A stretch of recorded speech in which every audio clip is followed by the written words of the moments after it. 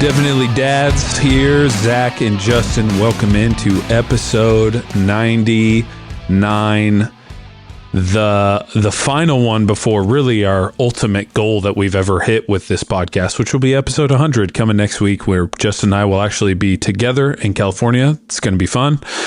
So we hope you tune in next week. But episode 99 this week, Justin, all-time number 99s. What comes to your mind? What player comes to your mind when you think of number 99? Aaron Donald and TJ Watt, or JJ Watt, not TJ. Yeah, JJ Watt. What about Jason Taylor? Jason Taylor. Warren Sapp. What a number. Yeah, that's a number right there. 99 is a great one. Aaron Judge, baseball. Yeah. Wayne Gretzky, Judge. Hockey. Yeah. There's some great number 99s out there, dude. There's been some really good ones. This might be the best sports number ever. Manny Ramirez for the Dodgers. 99. Yeah. There's been some good ones, man. So let me just throw this out you right out of the gate. I just want to see where you would go with this. Aaron Donald or Jason Taylor? Which one would you take? I mean, Aaron Donald. I'm a homer because of Jason Taylor, but like Aaron Donald. Okay, let me read you some stats. Though. I feel like this is very interesting, right? So Aaron Donald, he played for 10 years, 2014 to he just retired. 312 tackles, 72 sacks, 15 forced fumbles, 6-time Pro Bowler, 5-time first team All-Pro, and 2 Defensive Player of the Years, right? And people are going to look at him and be like, Hall of Famer. He's got a ring, Defensive Player of the Year. He's a Hall of Famer, right? He's in how dominant he was. Top 3 defensive players in NFL history conversations often. So then you have Jason Taylor. Listen to these stats: 775 tackles. Right? Let's just how many did Donald have? 312. Okay. Yeah, and Jason Taylor had 775. Again, Donald 72 sacks. Jason Taylor 139 and a half. Right.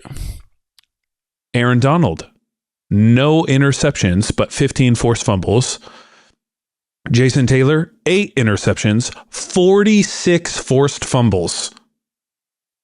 46, dude. 6-time Pro Bowl, 3-time first team All-Pro. Didn't have any Defensive Player of the Year awards with those types of numbers. Is that it? I just don't want to give into recency bias. I think there's positional value in longevity as well. Like Aaron Donald did that from like the interior line most of the time. That's fair. And there's different, your D tackle hopefully has, the least amount of tackles on your team. Jason Taylor played a lot of defensive end / outside linebacker. He played outside a lot. He only played for picks, screens. He only played for 3 more seasons than Donald did. I mean, yeah, those numbers seem pretty lopsided, but I think just saying that's wild. Now you could also say, okay, he played from the inside. Warren Sapp played from the inside. Listen to these numbers from Warren Sapp: 573 tackles, 96 and a half sacks, 4 interceptions, 19 forced fumbles, 3 touchdowns, 7-time Pro Bowl, 4-time first team All-Pro. So are you saying that you think Aaron Donald's overrated? It's kind of I'm saying when I talk about number 99s and people always go Aaron Donald, he's the best. I'm like, hey, recency bias is kind of a big deal because there's been some studs on the interior D line. Well, they said the same thing about JJ Watt too. There was a long time when JJ Watt was Aaron Donald before. Right. Well, okay, here's JJ Watt's stats: 479 tackles, 96 sacks, 23 forced fumbles, interception, 2 touchdowns. He was 5-time Pro Bowl, 5-time first team All-Pro, and 3-time Defensive Player of the Year. So I would unanimously take JJ Watt over Aaron Donald, and for the size too. I think there's a lot of people that I think more people would agree with that argument than the Jason Taylor one for some reason. I think Jason Taylor's an all-time great. No one's saying he's not. I just think he's in the Hall of Fame. Yeah. There's a lot of defensive ends. Like the cream of the crop defensive ends all have comparable numbers. I think what Aaron Donald did in that time span is maybe just like, how do I want to say this? Seemingly more valuable because he did it in a short time production span. That's it. Right from there. that position, he like far exceeded that for that position. But do you remember? Yeah, I guess I just want to say, just 99. There's a lot of good 99s, and Aaron Donald is really good. He's probably going to be on the Hall of Fame, but I'm a Niner fan, and I'll always hate the Rams, so screw the Rams. I'll take J.J. Watt every time over that. Do you remember when J.J. Watt almost won an MVP that year? He won Defensive Player of the Year, and he almost won MVP because he was 19 and a half or 20 and a half sacks in that something season. Like that. It was something crazy. He lined up outside, I think, a couple times too. I think he moved around. Aaron Donald moved around a little bit too, but I feel like Watt moved around a little bit more. Yeah, he moved around a little more, but he did a lot from the inside too. So I don't know, I was just 99, curious. That's a power number. 99 if you're a big power guy, that's the number to be right there. Powerhouse number 99. Don't be 98. Don't be the second best defensive lineman on your team. Number 98's like the rotational D tackle, the nose tackle that comes in. But you see number 99 trot in, dude's a dog probably. Yeah. It's funny how sport numbers just work out that way. I don't know. Yeah, it's kind of weird. But okay, Justin, will give us some updates on the Stover family. You guys had a whole mess of people being sick, and the puppy is new. And what's going on? We had sickness sweep through our house pretty much all week. So last week, I might have said this on when we recorded, but I have the second half of the week. So Jaden and I woke up last Saturday. So not this previous one, but the one before that, I guess. We both woke up with sore throats, kind of dizzy, like vertigo, which was kind of weird because Jaden woke up early Saturday, like middle of the night, Friday night, Saturday morning. Came in our room crying, said that he didn't feel good, kind of just described like body aches and chills. And then he said he was dizzy. And I was like, that's kind of weird. He's dizzy. Yeah. So then I woke up at the normal time Saturday morning, had a really bad sore throat, and I stood up and I had like vertigo, which was really weird. And I was like, oh shoot. So I felt like crap all day Saturday. And then about Sunday, midway through the day, I felt 100% better. Jaden was still super sick. We kept him home from school Monday. Jackson and Sophia went. They were fine. And then Monday night, Jackson and Sophia just hit a wall and got super sick. So Tuesday, they all stayed home. Tuesday night, Christina started not feeling good. Wednesday morning came and Jaden seemed a little bit better. So we had a family friend of ours pick him up and take him to school. And then the school called us at like 11 and said, Jaden has a fever. Can you come get him? And then my whole household was home all week sick. Christina included. Missed all the week, missed work. Jaden literally missed every day of school except for the 3 hours he was there Wednesday. And then, so our house was just sick. I will say this. I used to get sick. When my kids got sick, I was always sick with them. And we've talked about like our bed dynamic of like Christina's not a physical touch person. So when the kids don't feel good and they come in the middle of the night, they usually snuggle up against me. Christina's a light sleeper. I'm not. So they wake Christina up if they're too close to her. Yeah. If they come and crawl up under my arm, I don't wake up. I don't know. So in past years and seasons, I have woken up in the morning with my sick boys all over me. And I think that's what gets me sick. Now that I'm working this night job, I don't really sleep in our bed. And a lot of times, like we are still, and we can talk about this, our kids, our boys right now are peak coming into our room at night and sleeping in our bed. Sick or not, that's what they do. They're there. We don't do that, dude. And we fought that battle for a while. And I think now we've just kind of, unfortunately, just kind of laid the sword down and given up that fight. But when I get off a lot in the mornings, I usually just wind up sleeping on the couch because my spot's taken. So, but now everyone's better. And I'm super thankful because life is a little bit more normal. And yeah, hopefully we're not sick for a long time. It is just so wild to me. I don't know why it's a surprise, but every time my kids get sick, it's always mind-blowing to me how it changes everything about the schedule that I have and all that stuff. And you know what, dude, we were really missing in-laws this last week because we had the same thing happen. Sickness went through our house. Micah got it first. He had a sore throat and like couldn't talk and stuff. And then Cammie was sick for a few days, fever, all that stuff. And I had a ton of stuff to do this week as I prepped to come down to California next week. And we were like texting in-laws like, hey, is there any way you can drive up here, watch kids for us? We both got crazy stuff to do. So just the value of in-laws, it's having people around you that help watch your kids is a big deal. But man, that sucks. But it's good to hear that everyone's feeling better now. So that's great. So we're healthy now. We started Little League now, though. So we're back in the full swing of Little League. We were supposed to have our first practices this week, but they got rained out. But they're letting Jackson play up. And so I should have a lot of fun updates with the boys. There's going to be some fun stories. So, Jackson on the diamond is going to be a good time. Yeah. Which it's really cool because the team is pumped. Like I said, I have all my returners again. This is my third season with this team. Yeah. But everybody knows Jackson. The kids love him. The parents love him. And so the vibes are high right now that Jackson gets to play. And he's stoked out of his mind. We had meet the team day on Saturday. I had manager meetings Saturday morning. And then, we have 4 new families that are playing with us because I had a couple players graduate out. So we had some spots. Mm-hmm. And Jackson wore his cleats. Even though he knew we weren't practicing, Jackson wore his cleats to the meet the team day and was like ready to go. So he's pretty pumped. He's going to be a little bummed when I pick him up from school today that we don't have practice later, but he's ready to go. And he's actually really good. He's got a good arm. He swings hard. He plays with a reckless abandon that is going to be a lot of fun. Can't teach that. That's good.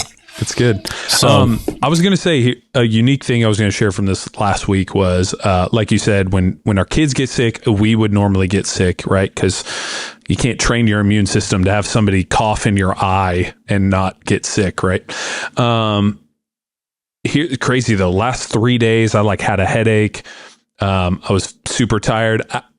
It wasn't that I was fully sick, but I kind of, how you just feel that like I'm kind of fighting something. Right. I had some of the weird vertigo stuff too. There'd be different times I feel like I'd get lightheaded or whatever. Mm-hmm. I didn't believe in this at first, but I was talking with somebody at our church, and naturally it's church. So anytime someone's sick or something and you talk with someone at church, they're going to bring up essential oils. Always. That's just how it is. They're going to bring up essential oils. Yeah. And they said, oh yeah, here's what you need to do. Take a drop of this kind of essential oil. It was called On Guard by a company called doTERRA. Okay. And we already had some. They said, take a drop of this, dilute it in water, or just put a drop underneath the bottom of your tongue and do that every day. And you're going to be great.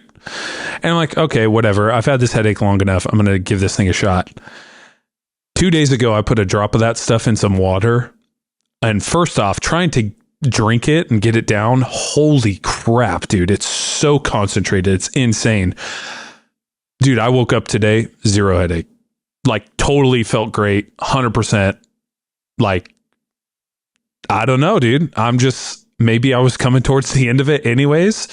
Right. But I felt good enough today when I woke up. Oh, here's the other thing that was weird with it. I don't know.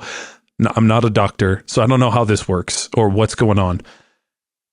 After I drank that cup of water with the drop of essential oils in it, dude, I started farting like crazy.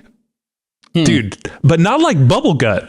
Not like, oh, my stomach's uncomfortable. And dude, it just started cleaning stuff out.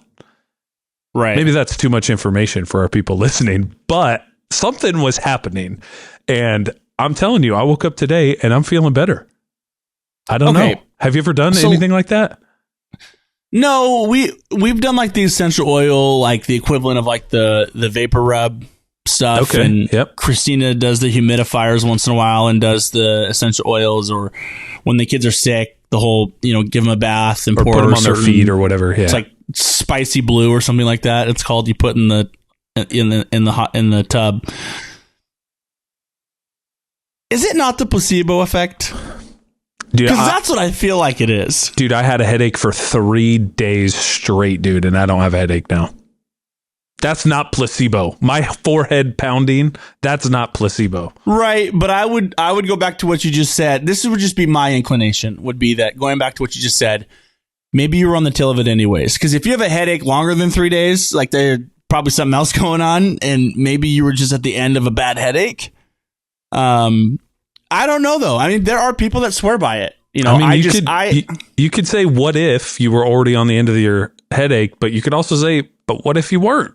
I don't know. I feel great today. I just think our minds are so powerful, and that whole the placebo effect is real. They've done all those tests and studies where they give people, they'll give 100 people a pill that actually has something in it, and 100 people that just a don't. Sugar pill. And then the results are almost identical. Yeah. So right. I don't know.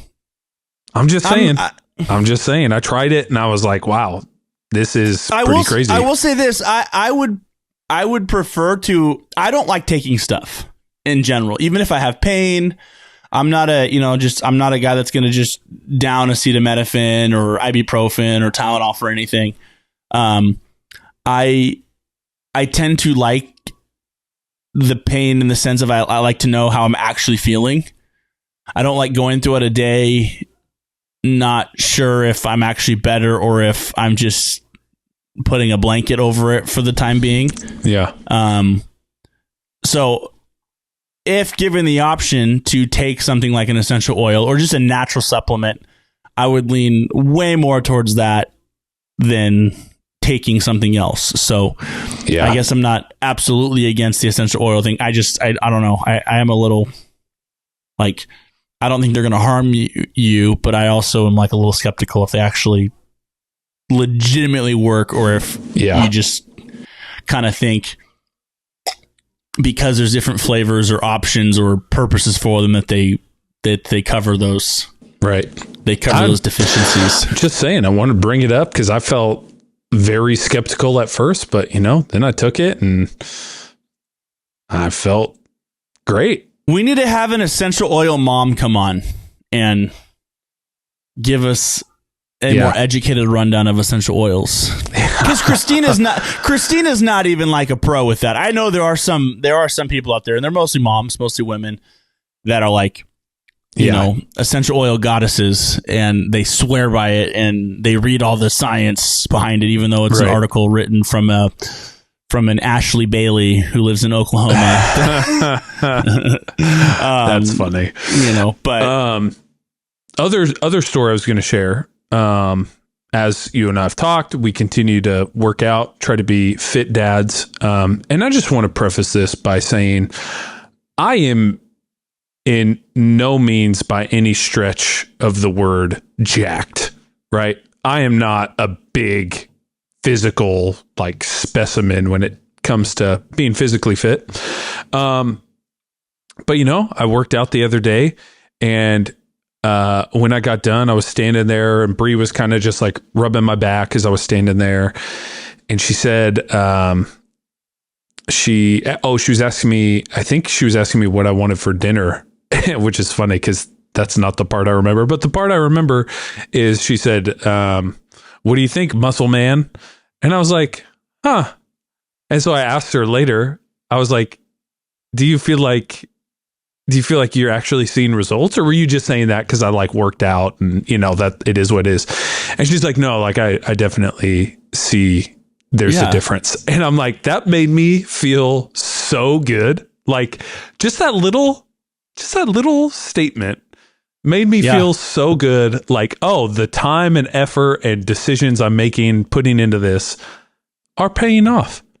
And my wife is noticing. And that's good news. Because if I was doing all this work and she's like, you look the same to me, I'd be like, all right, screw it, I'm done with it then.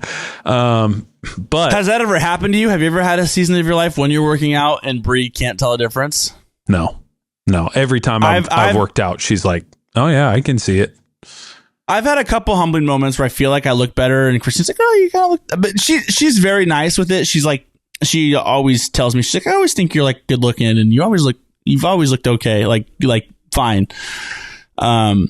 So that's been discouraging in the past, but now, I mean, I'm far past that now. Where I mean, she can tell and she said stuff, but I have had moments like that in the past from like, oh shoot, yeah, like maybe I'm not where I thought I was. Maybe I'm not where I thought I was at. Yeah, it's funny. I'm just saying. We did have another buddy who sent us a picture of the creatine jump this morning. So, oh yes, that's right. Another guy in the victory circle. Which I'm stoked on that. I think it's fantastic. Okay. Also, can we talk about creatine more than almost anything on this podcast? But, dude, it's changed a lot. I feel like I just bought another round of it. Same. And there's no scooper in the thing. That's so annoying. Now, is that a manufacturing error, or do you think the brand I bought doesn't have a spoon in it? No, that's a manufacturing thing. They just missed one. That would be my guess. That's what I think. Because I got we have a tub of creatine. I meant protein. I was like, what is that before you take the creatine? It's actually where you just dump the thing of creatine into your protein and mix it all up. There are some proteins that have creatine in it already. Yeah. So just be aware if you buy protein, be aware of that. But we bought a tub of protein that was missing a scoop, and I've bought it like 3 or 4 times before, and this one didn't have a scoop in it. So I think you just they missed one. Yeah, they had to have. I did the whole stupid thing last night where I opened it up and I'm like digging my fingers into it, like trying to pull this thing out, and I'm like, dude, there's nothing in here. Because if you look on the back and it tells you the serving size and how much you're supposed to take, you know you're supposed to take 5 grams of creatine monohydrate. But how would you know what 5 grams is without a scoop, or unless you have to weigh it? It does say, to clarify on the back, because I was puzzled and I still am. It says serving amount 5 grams. Right. And then in parentheses next to it, it says, or 1 rounded teaspoon. That feels like way more than 5 grams. I feel like the scoop I have, 1 rounded teaspoon. A teaspoon's smaller than a tablespoon, right? Yeah, teaspoon. Yeah. That's smaller. So I thought the same thing when I did it, because now I'm using our little teaspoon scooper. Yeah. It does look like the same amount in the cup.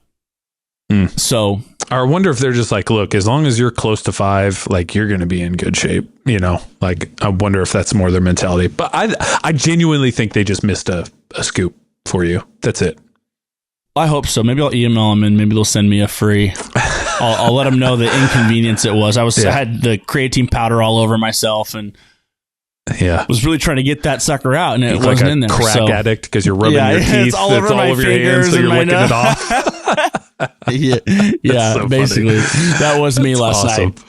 That's funny. So, okay, well let's jump into some trivia real quick. As I often do, I love being on theme and on brand.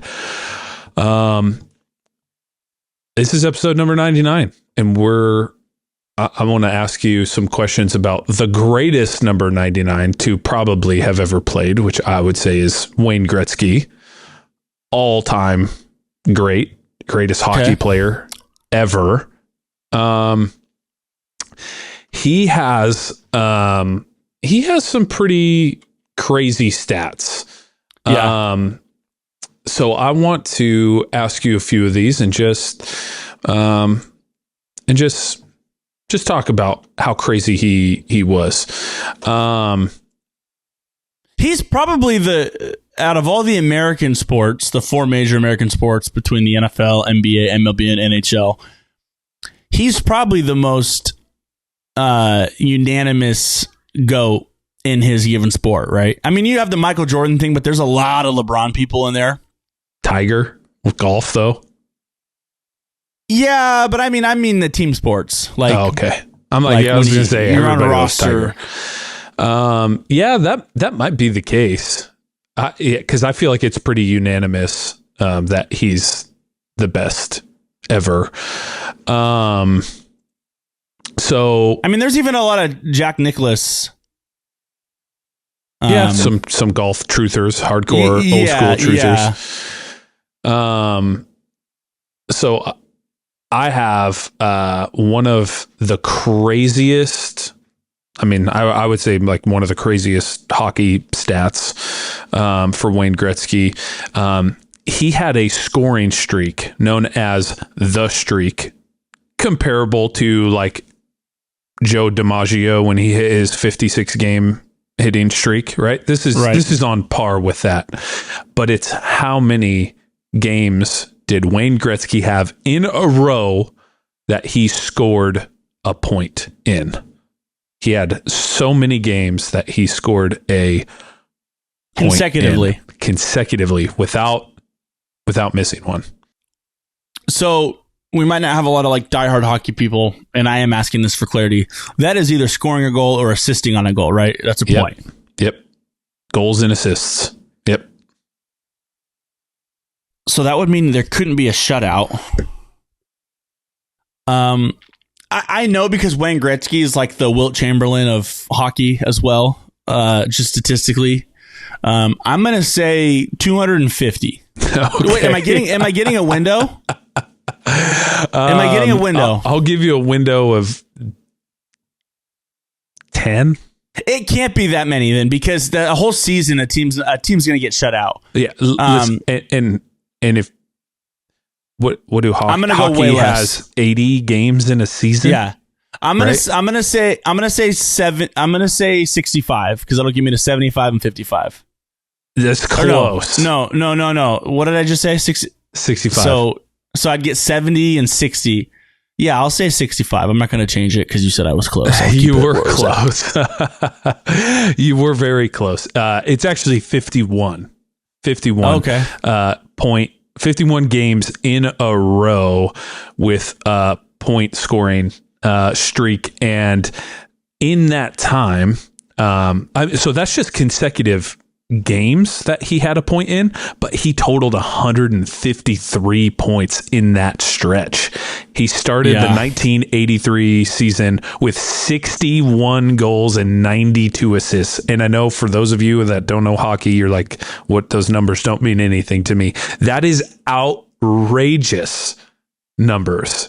Absolutely outrageous numbers. And then I think that's something that'll never, I don't know if we'll ever see that happen again. The other crazy one is he scored 50 goals in 39 games. 50 goals in 39 games, dude. There's people that don't even score 50 goals in their career. Well, Alexander Ovechkin's like less than 30 goals away right now for goals scored career. All-time career. I think he's going to catch him. Maybe this year or next, maybe more so next year, if he plays another year, but that's also another I've heard from some of the hockey people a feat that a lot of people didn't think was going to be ever accomplished. So just going to take some longevity for sure. So, anyways, number 99, Wayne Gretzky. He's absolute legend. So to finish off the second half of our conversation here, Justin and I were going to talk about,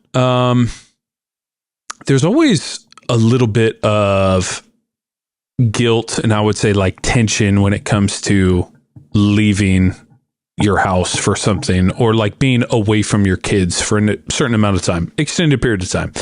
I'm getting ready to go to California. I'm going to be away from my kids for 4 or 5 days. And that's always a unique situation. But last week I got to go out last Wednesday night with a group of guys. There's 5 other guys. So there were 6 of us. And it was a great time to go hang out. Kids were in bed and it was all of us dads just hanging out, 6 of us. And it's just like, dude, dads don't get to do that very often. Right. To just go out and hang out and be with friends. At least not the people that I talk to. That's pretty uncommon to get 6 people all together that are dads to hang out and just have a good time. Which we just went out to a restaurant and had some food, had some drinks, hung out and talked. but it was so, what I want to say, refreshing, encouraging. I don't know. It was just a great time to be out with other dads.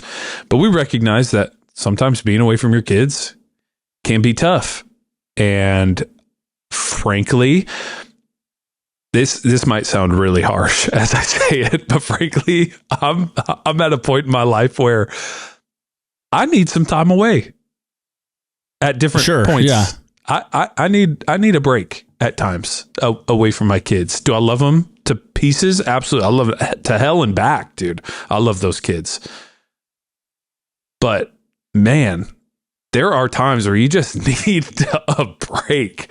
So Justin, for you, what's that length of time where you start to feel like, probably away a little too long. I should probably get home and help out. I think honestly, I think it changes.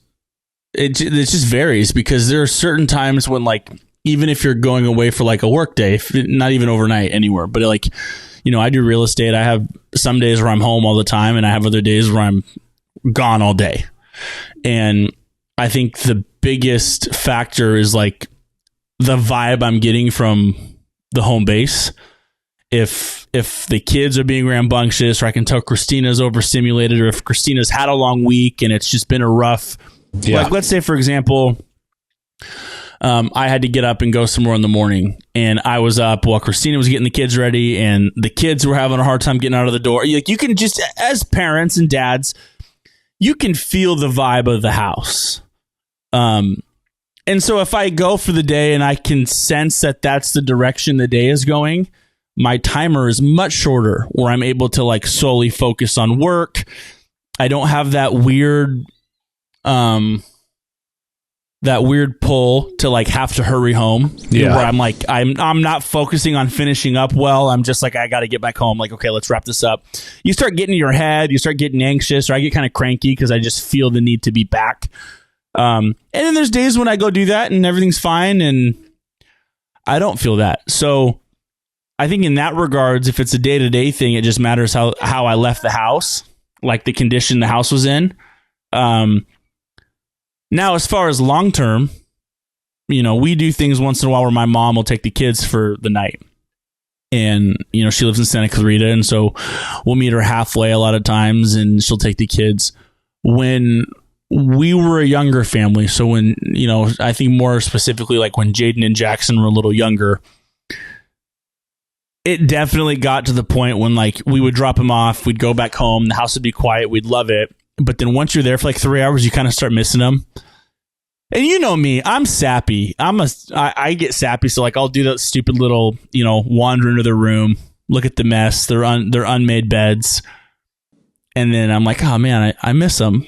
You know, and the same thing at night. Christina and I caught ourselves for years, dude. Whenever they'd be away or at my mom or dad's house, we'd find ourselves sit and look at pictures. Yep. Yeah, you watch pictures and videos of them. Yeah. Now we're kind of past that. I think 'cause they're old enough. We've been around the block as far as parents now. Like my mom had them a couple weeks ago, and Christina and I actually discussed this very thing. We're like, I mean, obviously miss them as just their dad, but like, I don't miss them like I used to. Like, I'm fine. They're fine. I'm fine. We're good. We're good. Let's really soak all this in and not have that. I have not left the kids recently for more than probably a day, to be honest. A couple of years ago when I was doing camps and stuff, I had weeks where I was away for 4 or 5 days. But I have not had to do that recently. So I don't know. I don't know what that would feel like if I was away from them for a more extended period of time. But what does that look like for you? What do you... I mean, we're very different people emotionally. Yeah, but I would say I'm in a similar place. I guess I think of it in terms like, I don't know. There's times I feel guilty about it, or like they're gone or whatever. I need to spend more time with them. I think that's probably what it is. When they're gone, it makes me recognize like, I need to be better about spending time with them when they are here. because one day they are going to be all grown up and they're not going to be around, and I'm going to wish that they were around more often. But then there's other times like yesterday. Right. Could not find enough excuses to try and get out of the house for a few minutes, dude. I was at the end of my rope yesterday. It was it was rough. It was a long day. If the situation presented itself right now, let's say Christina found a different job and you were fine, but you had to be stay-at-home dad 100% of the time, like not working at home with all the kids. Do you feel like you could do that? Because you're not too far off from that right now, but you still have times where you're gone. But do you feel like you could do that? Man, that'd be pretty hard. 100% stay-at-home dad. I don't think so. I'm very patient with the kids, and I am with them a lot during the day. Once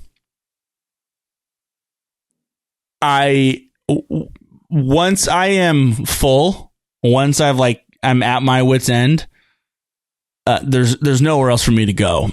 I can't really turn that ship around. And so that would be the larger downfall, which I think that's probably pretty common for most men and women. I think moms have like this, even when moms are stressed out or overstimulated, there's this like unending bucket of patience or grace that they can just kind of keep coming back to somehow.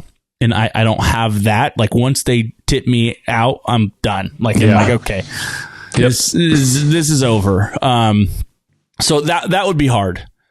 I think one thing too, I wanted to say this, this kind of popped in my head. I also think it matters how you leave them. There's been times like when I go somewhere and I was like, I felt like I was mean or short or rude, or I had the thought of like, man, I didn't give, if Jaden really wanted to show me a Lego thing he built and I just didn't give it the time of day and I didn't go back to his room to look at what he was excited about. That weighs on me when I'm gone. And I'm like, dude, I just should have. I'm like his world. This is all he has and all he knows. And if he built something with Legos or he colored a picture or he built something out of his blocks, I'm like, dude, that was like what his whole world was. Yeah. And I didn't go do that. And that kind of starts hurting a little bit where I'm like, shoot, like, yeah. So that does matter too. That'll change the pace. There's been even a couple nights, even when they're here, like they're not leaving, when they go to bed and I can tell I wasn't super patient and I'm like, I'm eager for the morning to like make right. Yeah. Yeah. Just because you feel that guilt of like, oh dude, I was like, I feel like it's jerk worst when it's in the morning, like on the way to school, like I'm getting ready to drop them off at school and I won't see them and it's an absolute disaster and they're not listening or they're fighting with each other. And then I get frustrated and then I drop them off. I had a blow up yesterday, dude, trying to get them out of bed.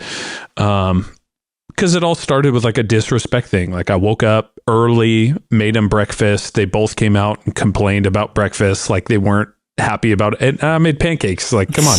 Yeah. And so they come out and then they're just throwing fits. And Mike is like, I wanted a sausage sandwich instead. I'm like, dude, I got up early to make you pancakes. Come on, man. And it was just a fight the rest of the morning to get them ready. All those things come into play.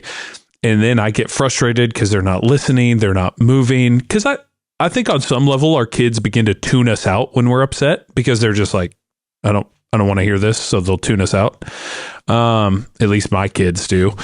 And so I was getting pretty frustrated and I had to yell at the top of my voice to get their attention, to get us out to the car so we could leave and not be late for school. Did I handle that situation great? Absolutely not. That was definitely not the best way to handle that.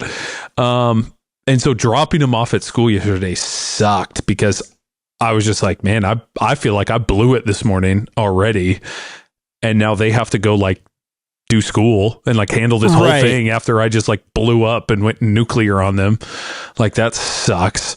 So yeah, I don't know. It's tough. I definitely could not be a stay-at-home dad. I am not good with that. Like I need time. I need time away from them as much as I love them. I think there's something in how we're built as men to go out and do stuff that is working and providing. So I think there's an innate thing, but I also just think, God, I don't have the personality for that. I cannot be a stay-at-home dad. I'd go nuts in like a week. I'd absolutely pull my hair out and go nuts. It'd be awful. Yeah, I mean, because I think we have different things that like kind of fulfill us and make us feel like we're doing what we're supposed to be doing. And yeah, it's just not, that's not in our screaming kids nature. Ain't one of them. Right. Like I said, I mean, I feel like I'm pretty good at navigating some of the difficult times in the house and helping the kids calm down or mellow out or balance out. But once that's empty, like I said, I'm pretty off until I'm able to like go calm down and like rebalance myself. But I can't regrip myself typically in the house. I need to like get out and go do something, or even just go and working out, honestly, right, is helpful. Right. That's a huge help. So yeah, but it is interesting because like I said, there's so many factors and variables to what brings up those emotions. And you know, I also know there are sometimes too, like on the opposite side of that spectrum, where like if you're doing really well with your kids and you've had a great day and then you drop them off somewhere, then you kind of miss them even more then though, because you're like, oh dude, like it's been awesome. Yeah, it's been awesome and I want them here. So it's difficult though. And I think everybody's different. Your personality is going to kind of define those experiences for you. But I would say now, for the most part, in a healthy environment, when our household is healthy, and that's the health of a family right now, I feel like this is normal, just varies day to day. Sure does. but we are at a spot now where like I feel like we're pretty established. We've talked about anger and raising our voices and stuff, and Christina and I have been really intentional the past 6 months to like, you know, you get to that point as a parent when you assess like, hey, is the trajectory that we're on as a family healthy for our kids? And about 6 months ago, Christina and I were like, it wasn't totally unhealthy, but it was like, this is not the path I want our family to be on long term. Right. And so we've been very intentional in being more patient, being softer spoken, having more grace and understanding. And I feel like we've done a good job. And it's probably because we're in that spot now. And there's always room to grow. But because we're in that spot, it has gotten a little easier to just be away from the kids. Where it's just like, oh yeah, we're fine. They're good. We're all good. So no, it's, I mean, that's, which I think is healthy. It's a part of life. I mean, yeah, Sunday, I got home, went into the garage, like I ate lunch, went into the garage, went to work out.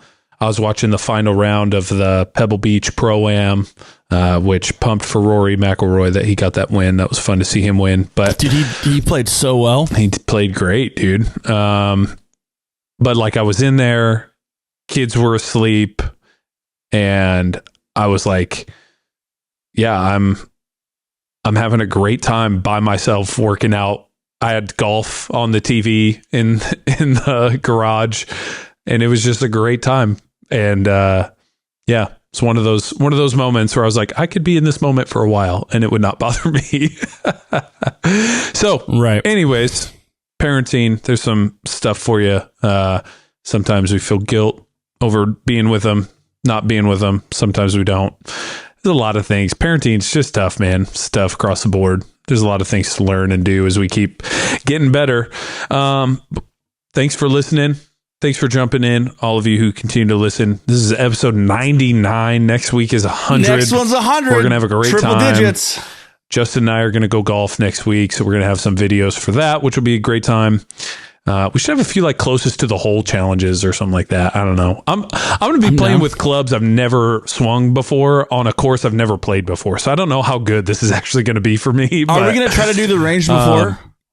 I mean, if we're going at 6:30 in the morning, I don't know if there's going to be time to get there and do that before we want to jump off. If it's like 7:00 tee time, you could get there early and hit a few. But anyways. So I golfed this course last week. It's like 5 days ago. We teed off at 6:27 and it was dark. We spent a decent amount of time on the first hole looking for our balls after we hit because it it was dark. But by the time we finished the first hole, it had gotten sun's creeping over. Bright enough out to where you could see no problem. So, but I'm stoked. I'm really excited that you get to golf this course, and it's going to be a lot of fun. Yeah, it's going to be a good time. So all that to say, more episodes are coming. This is episode 99. Send it to someone that you enjoy and share it. Subscribe to us on Spotify. If you don't like it. Or that. All right. We'll see you next week for episode 100.